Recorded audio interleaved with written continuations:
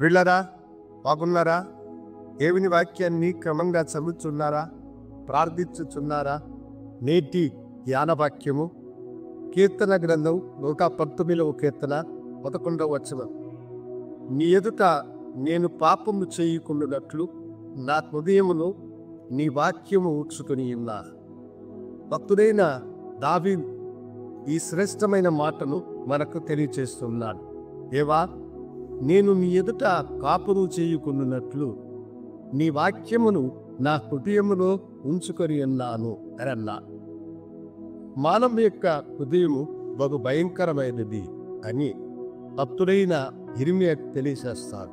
హృదయము అన్నిటికంటే మోసకరమైనది, అది ఘోరమైన వ్యాధి కలది అని అంటారు.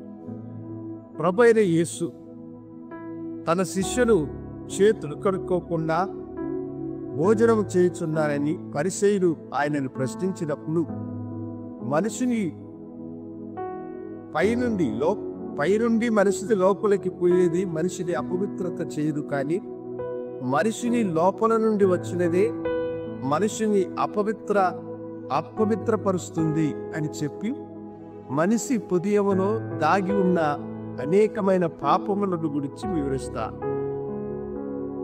విగ్రహారాధన, దేవదూషణ, వ్యభిచారము, కామకృత్రిమము, అబద్ధములు, విగ్రహారాధన, ఇవన్నీ మనుషుని యొక్క హృదయమును గూడు కట్టుకొని ఉన్నాయి అని అన్నారు. అప్పుడు పాపమునకు నిలయముగా ఈ హృదయము ఉంటూ ఉన్నది. ఈ హృదయము పాపమునేదిగా ఉండాలంటే భక్తుడైన దావీదు చెప్పిన ఈ మాటే మనకు మార్గదర్శి.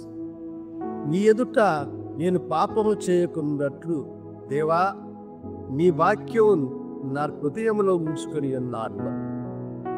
వాక్యపు వెలుగు హృదయమును పవిత్రపరిచి పరిశుద్ధపరుస్తుంది, పాపమును పారదోలుతుంది.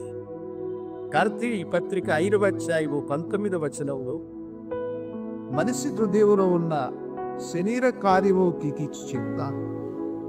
22వ వచనమును అయితే ఆత్మఫలము ఏమనగా ప్రేమ, సంతోషము, సమాధానము, దీర్ఘశాంతము, దయాళత్వము, ఆశా నిగ్రహము లాంటి 9 గొప్ప ఆశీర్వాదములు గురించి చెప్పబడ్డాడు.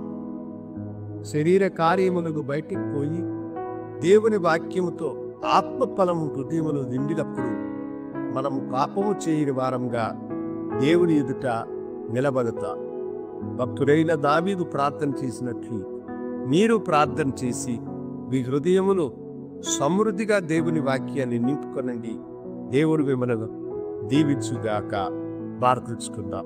కరుడా, నీ బిడ్డలను దీవించి ఆశీర్వదించి వారి హృదయములు సమృద్ధిగా నీ వాక్యము నివసించినట్లు చూపించమని యేసు నామమున అడిగొట్టుకుంటాము తండ్రి. ఆమేన్. శుభోదయం. ప్రభువు మిమ్మల్ని దీవించుగాక. ఆమేన్.